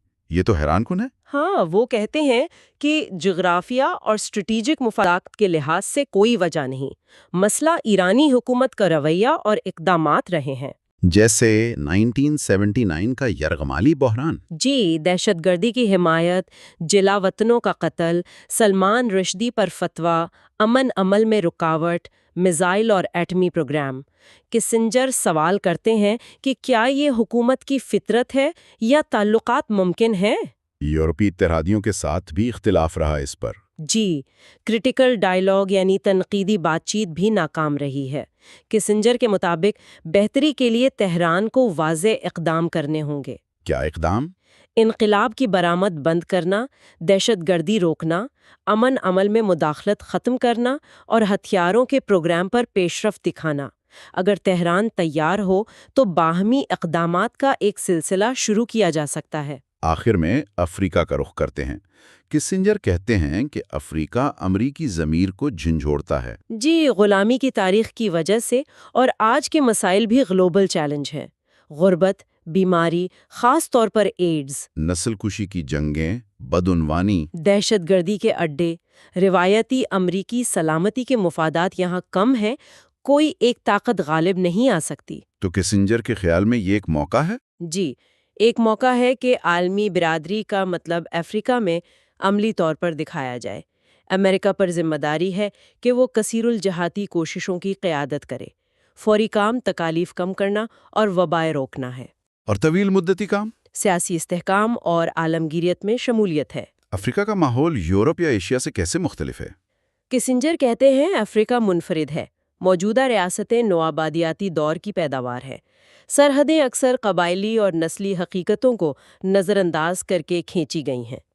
یعنی ریاست قوم سے پہلے آئی؟ بالکل، اس لیے مغربی طرز کی جمہوریت جہاں اکثریتی حکمرانی ہوتی ہے، وہ قبائلی تقسیم کی وجہ سے اکثر غلبے کی جنگ بن جاتی ہے۔ خانہ جنگی کا رجحان زیادہ ہے؟ جی، اور سرحد پار نسلی روابط ان جنگوں کو بین الاقوامی بنا دیتے ہیں۔ کانگو ایک مثال ہے۔ جنوبی افریقہ ایک استثناء ہے؟ ہاں، کسنجر اسے ایک استثناء سمجھتے ہیں۔ اس کی تاریخ زیادہ المناک رہی، اپارتھائڈ، لیکن شاید اسی وجہ سے نیلسن منڈیلا اور ڈی کلرک کی قیادت میں تبدیلی ممکن ہوئی۔ اس کے پاس وسائل بھی ہیں؟ جی، وسائل، انفراسٹرکچر، ریاست کی قانونی حیثیت جیسے فوائد ہیں، لیکن مسائل بھی ہیں۔ امن و امان، نسلی تعلقات، ایڈز۔ تو افریقہ کے لیے امریکی پالیسی کیسی ہونی چاہیے؟ کسنجر کیا کہتے ہیں؟ وہ کہتے ہیں چیلنج بہت بڑا ہے۔ پرانے کولڈ وار یا جمہوریت پھیلانے والے ماڈل کام نہیں کریں گے۔ بڑی فوجی مداخلت سوائے نسل کشی جیسے ایکسٹریم معاملات کے تباہ کن ہو سکتی ہے۔ صومالیہ کی مثال سامنے ہے۔ تو پھر کیا کیا جائے؟ پالیسی عالمی سیاسی، معاشی اور سماجی پروگراموں پر مرکوز ہونی چاہیے، جس میں اقوام متحدہ، NGOs، نجی شعبہ، سب کا تعاون شامل ہو۔ کن چیزوں پر زیادہ ضرور ہونا چاہیے؟ ترقیاتی امداد کو سمجھدار مالیاتی پالیسیوں، اچھی حکمرانی اور بدعنوانی کے خاتمے سے جوڑنا چاہیے۔ اور جو ممالک اصلاحات کریں؟ انہیں تجارتی مراعات ملیں، قرض معافی ہو، سرمایہ کاری کے مواقع ملیں، سیکیورٹی کے مسائل زیادہ تر افریقی ممالک خود حل کریں، خاص طور پر علاقائی طاقتیں جیسے جنوبی افریقہ اور نائجیریا۔ البتہ بین الاقوامی برادری انہیں ٹریننگ اور وسائل میں مدد دے۔ اور ایڈز جیسی وباؤں کا کیا؟ The politics of globalization۔ ٹھیک ہے۔ تو چیپٹر 6 شروع ہوتا ہے اس بنیادی نقطے سے کہ تاریخ میں پہلی بار ایسا ہوا ہے کہ ایک واحد عالمی معاشی نظام، مطلب single world wide economic system وجود میں آ گیا ہے۔ جی ہاں۔ دنیا بھر کی مارکیٹیں جڑ گئی ہیں، سرمایہ یعنی کیپٹل وہ تو سرحدوں کے پار فوراً حرکت کرتا ہے، اور ٹیکنالوجی کی ترقی تو خیر ناقابل تصور حد تک تیز ہو گئی ہے۔ اور یہاں ایک دلچسپ بات جو کسنجر کہتے ہیں وہ یہ کہ اس عالمگیریت یا گلوبلائزیشن نے جو ہے قوم ریاست یعنی نیشن سٹیٹ اس کے کردار کو کچھ کمزور کیا ہے۔ اچھا۔ حالانکہ امریکہ پر شاید اس کا اثر نسبتاً کم رہا ہے۔ ہاں، کیونکہ امریکہ تو خود اس کا بڑا محرک رہا ہے نا؟ بالکل، محرک بھی رہا ہے اور سب سے زیادہ فائدہ بھی اٹھایا ہے۔ شاید وہ کہتے ہیں 90s کی دہائی کو مستقبل میں لوگ گڈ اولڈ ڈیز کہیں گے جب امریکی معیشت ایک طرح سے عالمی ترقی کا انجن تھی۔ اور اسی دوران امریکن ماڈل بھی، یعنی deregulation, privatization, free trade, یہ دنیا بھر میں ایک سٹینڈرڈ بن گیا۔ جی، اور اس کی وجہ تھی امریکی سرمایہ کی مارکیٹوں کی لازمیت مانے انڈسپینسبلٹی اور خود امریکی معیشت کی زبردست ترقی۔ فری مارکیٹ اور انٹرنیٹ نے تو جیسے پوری عالمی معیشت کو ریئل ٹائم میں جوڑ دیا ہے۔ بالکل، لیکن کسنجر اس کا دوسرا رخ بھی دکھاتے ہیں۔ وہ کہتے ہیں کہ اس عمل میں کچھ لوگ، کچھ طبقے پیچھے رہ گئے ہیں۔ ہاں، یہ تو ہے۔ کچھ شعبوں میں نوکریاں ختم ہوئیں، اگرچہ وہ یہ بھی مانتے ہیں کہ امریکہ میں مجموعی طور پر روزگار بڑھا تھا۔ ٹھیک۔ لیکن سب سے بڑا خطرہ وہ یہ بتاتے ہیں کہ گلوبلائزیشن معاشی بحران کو بھی مطلب جنگل کی آگ کی طرح پھیلا سکتی ہے۔ اچھا۔ اگر امریکہ میں کوئی بڑی مندی آتی ہے، ریسیشن جسے کہتے ہیں، تو اس کے پوری دنیا پر بہت سنگین سیاسی اور معاشی اثرات ہوں گے۔ اور یہاں ایک اور دلچسپ بات وہ کہتے ہیں کہ پالیسی بنانے والے یعنی پالیسی میکرز وہ اس خطرے سے نمٹنے میں اکثر ہچکچاتے ہیں۔ جی، کس طرح؟ ان کے مطابق نفسیاتی طور پر یہ زیادہ آسان لگتا ہے کہ بحران آنے کے بعد اس کے نتائج سے نپٹا جائے، بجائے اس کے کہ اسے روکنے کے لیے پہلے سے مطلب پرو ایکٹیو اقدامات کیے جائیں۔ اچھا، یعنی آگ لگنے پر کنواں کھودنے والی بات؟ کچھ ایسا ہی۔ وہ کہتے ہیں کہ مسئلہ ہونے سے پہلے روک تھام کرنا مشکل لگتا ہے، مسئلہ ہو جائے تو حل نکالنا زیادہ قابل قبول سمجھا جاتا ہے۔ اور وہ معاشیات اور سیاست کے فرق کو بھی واضح کرتے ہیں۔ جی، وہ کیسے؟ دیکھیں، معاشی نظام تو کارکردگی پر انعام یا سزا دیتا ہے، جو اکثر عام آدمی کے لیے سمجھنا مشکل ہے۔ صحیح۔ لیکن جب بحران آتا ہے تو لوگ مدد کے لیے سیاسی رہنماؤں کی طرف دیکھتے ہیں۔ بالکل۔ اب ترقی پذیر ممالک میں کیا ہوتا ہے؟ رہنماؤں کو معیشت کی ریسٹرکچرنگ کے لیے اپنا پولیٹیکل کیپٹل خرچ کرنا پڑتا ہے، جس سے وقتی مشکلات آتی ہیں۔ جی بالکل، وقتی طور پر بے روزگاری بڑھتی ہے، مشکلات آتی ہیں، جبکہ فائدے مستقبل میں نظر آتے ہیں، شاید جب وہ رہنما اقتدار میں بھی نہ ہوں۔ تو یہ امریکی ماڈل اپنانا ترقی پذیر ممالک کے لیے آسان نہیں ہے۔ بالکل نہیں، یہ ایک انقلابی تبدیلی ہے۔ یہ ماڈل سستے سرمایہ اور مہنگی لیبر پر چلتا ہے، پروڈکٹیوٹی اور ٹیکنالوجی پر انحصار کرتا ہے۔ اور یہ ضروری نہیں کہ ہر جگہ کام کرے۔ نہیں، ضروری نہیں۔ یورپ، روس، چین، جنوب مشرقی ایشیا، لاطینی امریکہ، سب کو اسے اپنانے میں اپنی مشکلات رہی ہیں۔ اس کے علاوہ صنعتی ترقی سے شہروں کی طرف ہجرت ہوتی ہے۔ جی، اور اس سے روایتی سماجی ڈھانچے کمزور ہوتے ہیں۔ شہروں میں جو نئی آبادی آتی ہے وہ بعض اوقات فنڈامنٹلزم یا ریڈیکل پالیٹکس کی طرف مائل ہو سکتی ہے۔ اور امیر غریب کا فرق بھی بڑھتا ہے۔ بہت بڑھتا ہے، اور میڈیا اسے مزید نمایاں کرتا ہے۔ کسنجر مانتے ہیں کہ فری مارکیٹ کیپٹلزم ترقی کا سب سے مؤثر ذریعہ ہے، لیکن وہ خبردار کرتے ہیں کہ اگر اسے بالکل ان ریسٹرین چھوڑ دیا جائے تو عالمی سطح پر اس کے خلاف شدید رد عمل آ سکتا ہے۔ جیسے وہ مظاہرے ہوئے تھے IMF، ورلڈ بینک، WTO کے خلاف۔ بالکل، وہ کہتے ہیں یہ ایک وارننگ سائن ہے۔ اگر ترقی یافتہ دنیا میں، خاص طور پر امریکہ میں، کوئی بڑی مندی آتی ہے تو یہ رد عمل وہاں بھی پھیل سکتا ہے۔ ٹھیک ہے، اب ذرا کرائسس مینجمنٹ اور IMF کے کردار پر بات کرتے ہیں۔ جی، کسنجر کہتے ہیں کہ جدید عالمی معاشی نظام میں بحران تو جیسے معمول بن گئے ہیں۔ ہاں، 80 کی دہائی سے ہم دیکھ رہے ہیں۔ جی، لاطینی امریکہ، پھر میکسیکو، جنوب مشرقی ایشیا، روس، برازیل، سب نے بحران دیکھے، اور ہر نیا بحران پچھلے سے زیادہ شدید لگتا تھا۔ اب تک تو نظام سنبھلتا رہا ہے۔ ہاں، اب تک تو قابو پایا ہے، لیکن خطرہ بڑھ رہا ہے۔ اور ایک دلچسپ بات وہ کہتے ہیں کہ نظام پچھلی جنگ کے سبق تو سیکھتا ہے، لیکن اگلی جنگ کا تصور نہیں کر پاتا۔ مطلب 90s کی دہی کے جو ایشیائی بحران تھے وہ پچھلے بحرانوں سے مختلف تھے۔ وہ زیادہ تر پرائیویٹ سیکٹر کو ضرورت سے زیادہ قرض دینے یا اسپیکولیٹو انویسٹمنٹس کی وجہ سے تھے۔ اچھا، وجوہات بھی پیچیدہ تھیں۔ بہت پیچیدہ۔ بین الاقوامی حالات میں تبدیلیاں، جیسے امریکی سود کی شرح، ڈالر کی قدر، پھر چھوٹی معیشتوں کی کمزوری، قرض دینے والوں کی لاپرواہی، بڑی طاقتوں کی پالیسیوں کے اثرات۔ جنوب مشرقی ایشیا میں چین کا ابھرنا اور جاپان کا جمود بھی۔ جی، وہ بھی عوامل تھے۔ اب IMF جو ہے وہ بحران سے نمٹنے کا اہم ادارہ ہے۔ لیکن کسنجر اس پر تنقید کرتے ہیں۔ وہ کہتے ہیں کہ IMF کے علاج اکثر مسئلے کو بڑھا دیتے ہیں، کیونکہ وہ بنیادی طور پر معاشی ہوتے ہیں، جبکہ بحران گہرا ہو کر سیاسی بن جاتا ہے، اور IMF سیاسی نتائج سے نمٹنے کے لیے لیس نہیں ہے۔ وہ مثال دیتے ہیں لاطینی امریکہ کی 80 کی دہائی میں۔ جی، وہاں حکومتی قرض کا مسئلہ تھا۔ IMF کا سٹینڈرڈ پروگرام تھا، سرکاری خرچ کم کرو، کرنسی کی قدر گراؤ، برآمدات بڑھاؤ۔ لیکن اس نے سیاسی اور سماجی پہلوؤں کو نظر انداز کیا۔ بالکل، ملک کی برداشت کرنے کی صلاحیت کو نظر انداز کیا۔ پھر 90 کی دہائی میں ایشیا میں پرائیویٹ سیکٹر کا بحران آیا، تو IMF نے بڑی حد تک وہی پرانا علاج تجویز کر دیا جو وہاں کم موزوں تھا۔ تھائی لینڈ اور انڈونیشیا کی مثالیں تو کافی سنگین ہیں۔ بہت سنگین۔ انڈونیشیا میں تو IMF نے امداد کے لیے ملک کی تقریباً ہر خرابی دور کرنے کی شرط لگا دی، جس سے معاشی تباہی اور سیاسی خلا پیدا ہوا۔ کوریا میں البتہ امریکی مداخلت نے شلے حال سنبھال لی تھی۔ جی، وہاں بروقت امریکی مداخلت کام آئی، لیکن اس سے ایک بنیادی سوال اٹھتا ہے کہ بحران کا بوجھ کون اٹھائے، قرض دینے والے یا لینے والے؟ بالکل۔ کسنجر کہتے ہیں کہ IMF کا جھکاؤ قرض دہندگان کی طرف زیادہ رہا ہے، جس سے لاپرواہی سے قرض دینے کی حوصلہ افزائی ہوتی ہے۔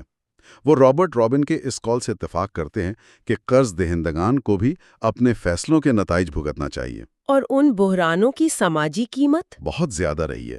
غریب طبقہ سب سے زیادہ متاثر ہوتا ہے، اور بحالی کے دوران بھی اپنے نقصانات پورے نہیں کر پاتا۔ حقیقی اجرتیں گر جاتی ہیں، نان پرفارمنگ لونز سالوں تک زیادہ رہتے ہیں۔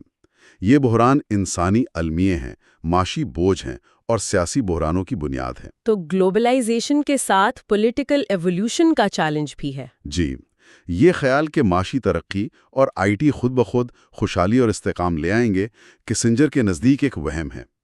عالمی نظام کو چلانے کے لیے کنسنسس کی ضرورت ہے۔ اور فی الحال تو فائدہ اٹھانے والوں اور باقی دنیا میں فرق بڑھ رہا ہے۔ بڑھ رہا ہے۔ سرمایہ زیادہ منافع اور کم خطرے کی طرف جاتا ہے، یعنی امریکہ اور دوسرے ترقی یافتہ ممالک کی طرف، جبکہ ترقی پذیر ممالک کو سرمایہ کی کمی کا سامنا ہے۔ جی، جس سے ترقی اور روزگار پیدا کرنا مشکل ہوتا ہے۔ ان کی کمپنیاں یا تو غیر مسابقتی ہو جاتی ہیں یا ملٹی نیشنلز میں ضم ہو جاتی ہیں۔ یہ ملٹی نیشنل کمپنیاں بھی تو گلوبلائزیشن کی بڑی محرک ہیں۔ بالکل، اور کسنجر کے خیال میں ان کے لیے سائز بڑھانا خود ایک مقصد بن گیا ہے، سٹاک کی قیمتوں کی وجہ سے۔ اس سے نظام کی کمزوری بڑھتی ہے، اور ترقی پذیر ممالک کی معیشت دو حصوں میں بٹ جاتی ہے۔ ہاں، ایک حصہ عالمی معیشت سے جڑا ہوا، اکثر بین الاقوامی ملکیت میں، دوسرا مقامی حصہ جہاں زیادہ تر لیبر، کم اجرت، خراب امکانات۔ یہی تقسیم سماجی سطح پر بھی نظر آتی ہے۔ جی، ایک طرف گلوبلائز اشرافیہ، دوسری طرف عام آبادی جو قوم پرستی، نسل پرستی، اینٹی گلوبلائزیشن تحریکوں کی طرف مائل ہو سکتی ہے، جو اکثر امریکی تسلط کے خلاف ہوتی ہیں۔ بالکل۔ ایک مستقل عالمی انڈر کلاس کا خطرہ ہے جو سیاسی اتفاق رائے کو مشکل بناتا ہے۔ اور اگر معاشی توسیع رکی، خاص طور پر امریکہ میں، تو معاشی حقائق اور سیاسی طور پر قابل قبول صورتحال کے درمیان تناؤ عالمی نظام کو ہلا سکتا ہے۔ آزاد منڈی کے نظام کے سیاسی دباؤ میں ٹوٹنے کا خطرہ ہے۔ تو خلاصہ یہ ہوا کہ معاشی نظام سیاسی بنیاد کے بغیر قائم نہیں رہ سکتا۔ نہیں رہ سکتا۔ چیلنج یہ ہے کہ معاشی ترقی کو سیاسی فہم و فراست سے ہم آہنگ کیا جائے۔ G8 جیسے فورمز کو زیادہ فعال کردار ادا کرنا ہوگا۔ جی، طویل مدتی چیلنجز سے نمٹنے کے لیے اور بین الاقوامی مالیاتی نظام کو کم وولٹائل بنانے اور بحرانوں کے اثرات کو بہتر طریقے سے کم کرنے کی ضرورت ہے۔ چلیں اب آتے ہیں چیپٹر 7 پیس اینڈ جسٹس پر، یہ بھی ایک بہت اہم باب ہے۔ جی بہت اہم۔ اس میں کسنجر بین الاقوامی تعلقات میں ایک بڑی تبدیلی کی بات کرتے ہیں۔ وہ کیا ہے؟ یہ نظریہ کہ کچھ آفاقی اصول یونیورسل پرنسپلز ایسے ہیں جنہیں پوری دنیا میں نافذ کیا جا سکتا ہے، چاہے UN کے ذریعے یا ریاستوں کے گروپ کے ذریعے۔ اچھا، جیسے انسانی حقوق؟ جی، اور ہم دیکھ رہے ہیں کہ قومی جج بھی بین الاقوامی قوانین جیسے نسل کشی، تشدد، جنگی جرائم ان کی خلاف ورزی کرنے والوں پر مقدمہ چلانے اور ایکسٹریڈیشن کا مطالبہ کرنے کا حق جتا رہے ہیں۔ اور انٹرنیشنل کرمنل کورٹ ICC بھی بن گئی ہے؟ بالکل، یہ سب روایتی سوورینٹی اور نان انٹرفیرنس کے اصولوں کے لیے ایک انقلابی چیلنج ہے جو 350 سال سے بین الاقوامی نظام کی بنیاد تھے۔ یہ خیالات تو پہلے امریکہ تک محدود سمجھے جاتے تھے۔ ہاں، لیکن اب زیادہ وسیع پیمانے پر قبول کیے جا رہے ہیں۔ مصنف اس کی جڑیں ویسٹ فیلیا کے معاہدے میں دیکھتے؟ جی، 1648 کا معاہدہ جس نے 30 سالہ جنگ ختم کی اور جدید بین الاقوامی نظام کی بنیاد رکھی۔ اس کا مقصد تھا گھریلو پالیسی اور خارجہ پالیسی کو الگ کرنا۔ وہ اصول QS ریجیو IS ریلیجو والا؟ بالکل، حکمران کا مذہب ہی رعایا کا مذہب ہوگا، کوئی دوسرا ملک مداخلت نہیں کرے گا۔ یہ اس وقت کا انسانی حقوق کا نعرہ تھا جس کا مقصد امن قائم کرنا تھا۔ تو ویسٹ فیلین نظام نے ریاستوں کے درمیان تشدد یعنی جنگ کا تو جواب دیا۔ ہاں، لیکن ریاستوں کے اندر تشدد جیسے خانہ جنگی، نسلی فسادات، انسانی حقوق کی خلاف ورزیوں کا کوئی حل پیش نہیں کیا۔ اس نے امن پر توجہ دی، انصاف کو گھریلو اداروں پر چھوڑ دیا۔ جبکہ آج کے انسانی حقوق کے کارکن اس کے الٹ کہتے ہیں۔ بالکل، وہ کہتے ہیں انصاف سے امن آئے گا اور ریاست پر انصاف کے لیے بھروسہ نہیں کیا جا سکتا۔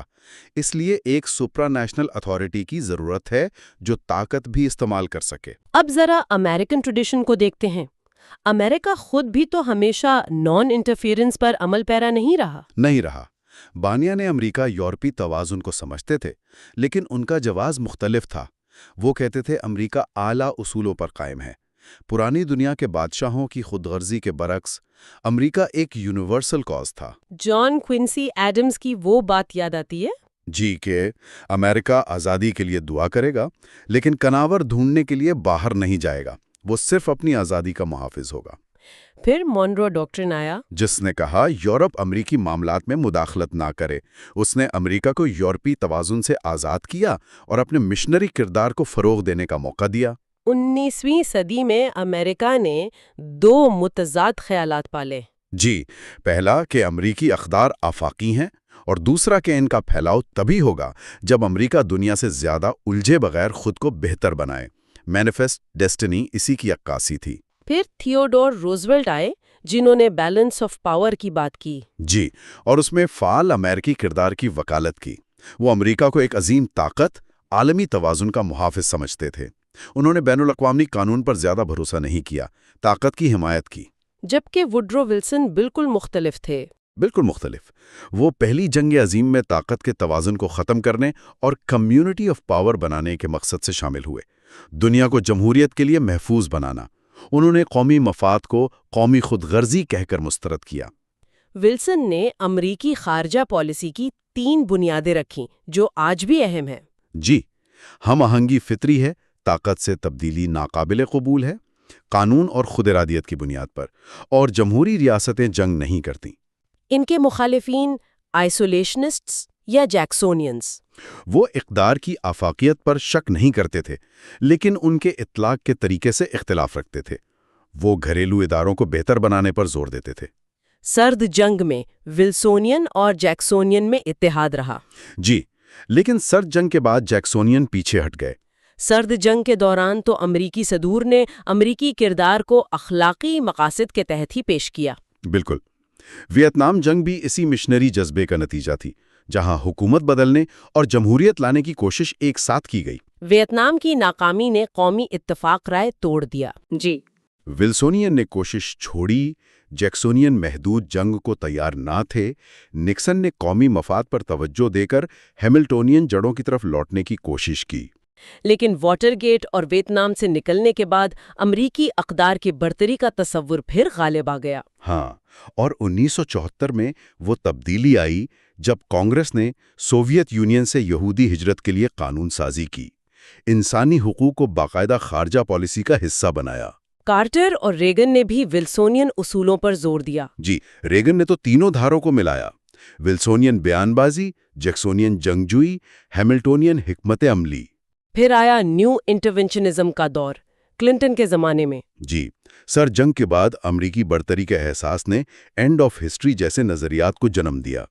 خارجہ پالیسی داخلی سیاست سے متاثر ہونے لگی۔ اور ہیومینیٹیرین انٹرونشن کا نظریہ سامنے آیا۔ بالکل، کہ انسانی اقدار کے تحفظ کے لیے کہیں بھی فوجی طاقت استعمال کی جا سکتی ہے۔ کوسوو آپریشن اس کی مثال ہے۔ واضح مثال، کلنٹن کا وہ بیان کہ اگر کہیں معصوم شہری مارے جا رہے ہوں اور ہم روک سکتے ہوں تو روکیں گے۔ یہ عراق سے مختلف تھا، جہاں قومی مفاد تھا مگر کارروائی محدود تھی۔ کوسوو میں اصول ولسونین تھے۔ صومالیہ، ہیٹی، بوسنیا، کوسوو، یہ سب اسی طرز پر تھے۔ جی، روایتی قومی مفاد شامل نہیں تھا، داخلی دباؤ کا رد عمل تھیں اور خطرے سے پاک سمجھی جاتی تھیں جب تک جانی نقصان نہ ہو۔ ان میں تاریخی سیاق و سباق کو نظر انداز کیا گیا۔ اس سے ولسونین اور جیکسونین میں پھر تقسیم پیدا ہوئی۔ کیسنجر انسانی ہمدردی کی مداخلت کے لیے 4 شرائط بتاتے ہیں۔ کیا ہے وہ؟ اصول آفاقی ہو، امریکی عوام کی حمایت ہو، بین الاقوامی برادری میں گونج ہو اور تاریخی سیاق و سباق سے تعلق ہو۔ اور کیا 90 کی دہائی کی مداخلتیں ان پر پوری اتریں؟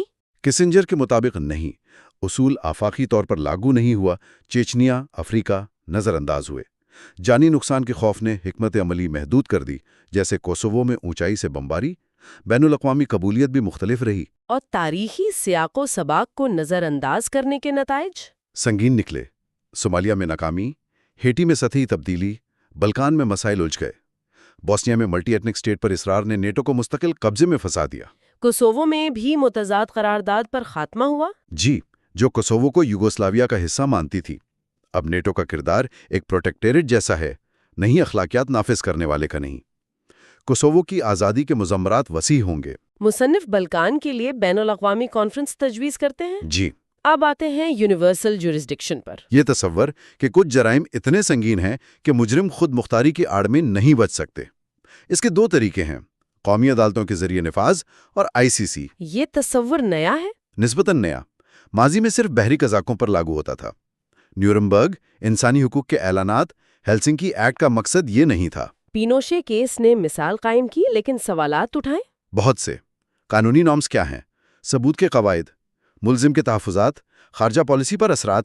ایک جج کا دوسرے ملک کے شہری پر مقدمہ چلانا، خاص طور پر جب ملزم کے ملک میں مفاہمت کا عمل موجود ہو، مسائل پیدا کرتا ہے۔ یہ سیاسی ہراسانی کا ذریعہ بن سکتا ہے۔ اور ICC کے بارے میں بھی خدشات ہیں۔ جی، جرائم کی تعریفیں مبہم ہیں، سیاسی طور پر استعمال ہو سکتی ہیں۔ امریکی طرز کا ڈیو پروسیس حاصل نہیں، پروسیکیوٹر کے اختیارات وسیع ہیں، اور امریکی شہریوں پر دائرہ اختیار کا دعویٰ امریکہ کی شمولیت کے بغیر بہت متنازع ہے۔ تو کیسنجر کا متبادل کیا ہے؟ وہ UNSC کا مرکزی کردار تجویز کرتے ہیں۔ ایک انسانی حقوق کمیشن رپورٹ کرے اور سنگین خلاف ورزیوں پر UNSC یوگوسلاویہ، روانڈا کی طرز پر ایڈ ہاک ٹریبیونل بنائے، جس کے قواعد اور دائرہ کار واضح ہوں اور ملزم کو مناسب تحفظات ملیں۔ ٹھیک ہے، اب ہم کتاب کے آخری حصے کنکلوژن پر آتے ہیں۔ جی، یہاں کیسنجر مجموعی چیلنجز کا خلاصہ کرتے ہیں۔ وہ کہتے ہیں امریکہ ایک ٹرننگ پوائنٹ پر ہے۔ جی، لیکن اسے کسی ایک پالیسی کے بجائے ایک طویل مدتی تصور، ایک لانگ رینج کانسیپٹ کی ضرورت ہے۔ اسے ایک ایسی دنیا میں حکمت عملی بنانی ہے جو مختلف تاریخی ارتقاء سے بھری ہے۔ کامیابی کا انحصار کس بات پر ہوگا؟ اس توازن پر کہ امریکہ کیا کرنا ضروری سمجھتا ہے، کیا کرنا چاہتا ہے اور کیا اس کی استطاعت سے باہر ہے۔ اور یہ توازن ایک ایسے وقت میں قائم کرنا ہے جب معلومات اور تاثرات کی تشکیل کا طریقہ بدل رہا ہے۔ وہ معلومات اور علم اور حکمت کے فرق کی بات کرتے ہیں۔ جی، وہ کہتے ہیں ان میں ایک خطرناک خلیج پیدا ہو گئی ہے۔ انفارمیشن ایج شاید پرنٹنگ پریس سے بھی بڑی تبدیلی ہے، لیکن کیا معلومات کی پروسیسنگ کی رفتار ہمیں سیکھنے سے روک رہی ہے؟ یہ ایک بڑا سوال ہے۔ خارجہ پالیسی کی کامیابی کے لیے مستقبل کو محسوس کرنے کی انٹویٹیو ایبلٹی ضروری ہے۔ قیادت، تجربے اور ویژن کے درمیان پل بنانے کا فن ہے۔ عظیم سیاستدانوں کی پہچان تفصیلی علم سے زیادہ تاریخی دھاروں کی جبلتی گرفت تھی۔ بالکل۔ آج کا دور اس قسم کی عاجزی کی حوصلہ افزائی نہیں کرتا۔ تاریخ، فلسفہ نظر انداز ہو رہے ہیں، لیڈر لمحے کے موڈ سے ابھرتے ہیں، فوکس گروپ سے مقاصد طے کرتے ہیں۔ کمپیوٹر نے معلومات ذخیرہ کرنے کا مسئلہ حل کیا، لیکن تناظر سکیڑ دیا ہے۔ شاید سیاستدان کا حتمی مخمصہ اقدار اور مفادات اور کبھی امن اور انصاف کے درمیان توازن قائم کرنا ہے۔ خارجہ پالیسی میں اخلاقیات کا اظہار باریکیوں کے انتظام سے ہوتا ہے۔ آخر میں سوال یہ ہے کہ امریکہ خود کو کیسے دیکھتا ہے؟ دنیا اسے ڈومیننٹ سمجھتی ہے، جس سے رد عمل پیدا ہو رہا ہے۔ EU، روسو چائنیز پارٹنرشپ وغیرہ۔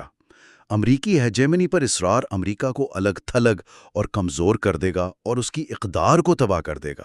تو آگے کا راستہ کیا ہے؟ امریکی بڑھتری ایک حقیقت ہے، لیکن اسے سنبھالنے کا طریقہ مستقبل طے کرے گا۔ کلیری لفظ ہے عاجزی، عاجزی۔ کورل بیل کا حوالہ۔ جی ہاں، کہ امریکہ کو اپنی بڑھتری تسلیم کرنی چاہیے، لیکن پالیسی ایسے چلانی چاہیے جیسے وہ اب بھی مینی سینٹرز آف پاور کی دنیا میں رہ رہا ہو۔ تو حتمی چیلنج طاقت کو اخلاقی اتفاق رائے میں بدلنا ہے؟ جی، اپنی اقدار کو مسلط کر کے نہیں، بلکہ رضاکارانہ قبولیت کے ذریعے فروغ دینا ہے، ایک ایسی دنیا میں جسے انلائٹنڈ لیڈرشپ کی اشد ضرورت ہے۔ تو آج کی اس تفصیلی گفتگو کے بعد ایک بنیادی سوال ذہن میں گردش کرتا ہے۔ اس نئے دور میں جہاں عالمی سطح پر فعال کردار ادا کرنے اور داخلی مسائل پر توجہ دینے کی بیک وقت ضرورت ہے، امریکہ اپنی آفاقی اقدار کو دنیا کی دیگر اقوام کی متنوع حقیقتوں اور منفرد تاریخوں کے ساتھ کس طرح متوازن کر سکتا ہے؟ جی، یہ توازن کیسے قائم کیا جائے کہ نہ تو حد سے زیادہ عالمی مداخلت پسندی کے جال میں پھنسا جائے اور نہ ہی خطرناک تنہائی پسندی کا شکار ہو؟ یہ واقعی ایک بڑا چیلنج ہے۔ شاید یہی وہ سب سے بڑا چیلنج ہے جس کا سامنا امریکہ کو اس 21ویں صدی میں